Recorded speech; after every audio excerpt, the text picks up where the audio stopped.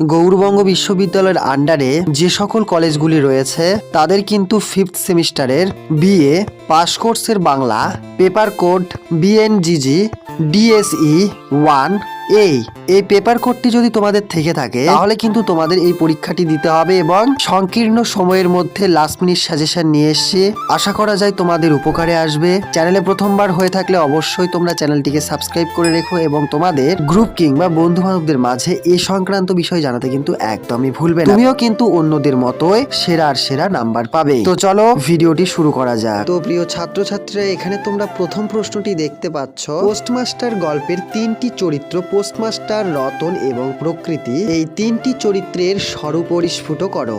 অবশ্যই অত্যন্ত গুরুত্বপূর্ণ কিন্তু এই প্রশ্নটি।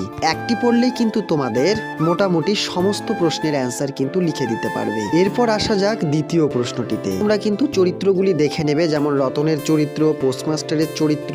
তো যাই হোক, এখান থেকে আর একটি মাত্র প্রশ্ন রাখা হয়েছে তোমাদের জন্য। পোস্টমাস্টারের কাহিনী সংক্ষেপে আলোচনা করো অথবা এই গল্পটির বিষয়বস্তু কিংবা গল্পের সার্থকতা বিচার করো। এই প্রশ্নগুলির মধ্যে থেকে কিন্তু তোমরা পোস্টমাস্টার থেকে যে কোনো রকমের প্রশ্ন আসলে কিন্তু তোমরা লিখে দিতে পারবে। এরপর তোমরা এখানে দেখতে পাচ্ছ শাস্তি। এই শাস্তি পড়াটিও ছুঁয়ে যাওয়া কিন্তু একটি কাহিনী রয়েছে। যেমন এখানে প্রথম প্রশ্নটি তোমাদের জন্য রাখা হয়েছে, শাস্তি কাহিনী সংক্ষেপে আলোচনা করো অথবা বিষয়বস্তুটি আলোচনা করো।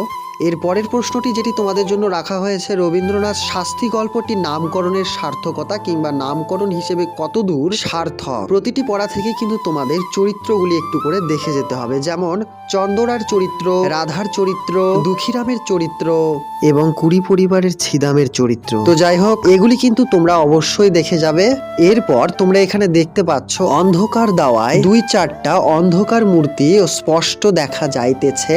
স্পষ্ট মূর্তি কি বোঝানো হয়েছে? এই স্পষ্ট মূর্তিকে দেখেছিল, উক্তিটির ব্যাখ্যা করো।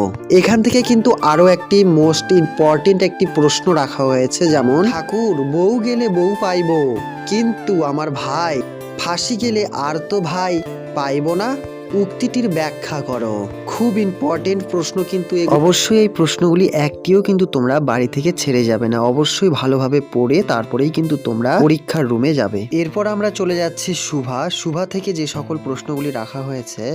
শুভা গল্পের মূল ভাব আলোচনা করো কিংবা নামকরণ কিংবা বিষয়বস্তু আলোচনা করো। এরপরে তোমরা দেখতে পাচ্ছ, তাহাদের জাতি ও পরকাল রক্ষা হইল, কাদের সম্পর্কে এ কথা লেখেন?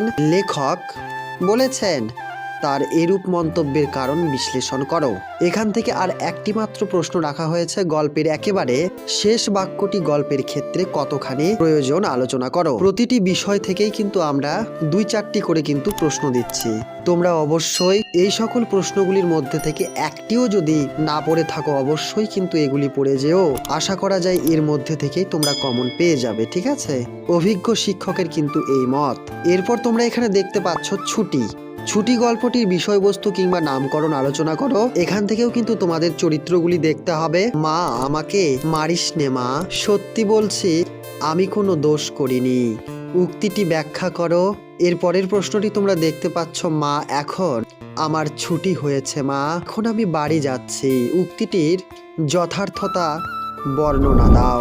এর পরের বিষয়ে যাবার আগে চ্যানেলে প্রথমবার হয়ে থাকলে অবশ্যই চ্যানেলটিকে সাবস্ক্রাইব করে রেখো, কেননা এরকমই নিত্য নতুন চাকরি বাকরির আপডেটের পাশাপাশি কিন্তু সাজেশনমূলক ভিডিওগুলি তোমরা কিন্তু সবার আগে পেয়ে যাবে। এরপর অতিথি ছোট গল্পের বিষয়বস্তু আলোচনা করো। অতিথি গল্পের নামকরণের সার্থকতা আলোচনা করো। এরপর তোমরা এখানে দেখতে পাচ্ছ হালদার গোষ্ঠী। এখান থেকে কিন্তু মাত্র 3টি প্রশ্ন তোমাদের জন্য রাখা হয়েছে। হালদার গোষ্ঠী ছোট গল্পের বিষয়বস্তু কিংবা হালদার গোষ্ঠী ছোট গল্পের নামকরণের সার্থকতা আলোচনা করো।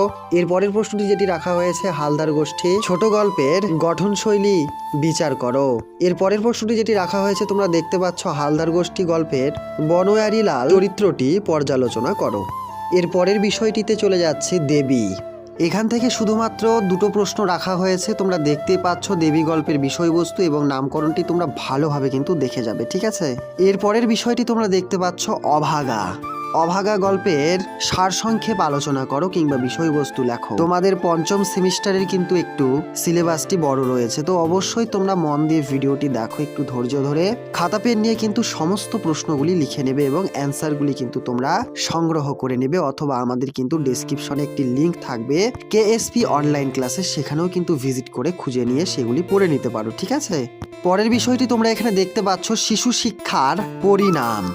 শিশু শিক্ষার পরিণাম গল্পের বিষয়বস্তু কিংবা সারমর্মটি তোমাদের নিজের ভাষায় আলোচনা করো। ঠিক আছে, তাসের ঘর।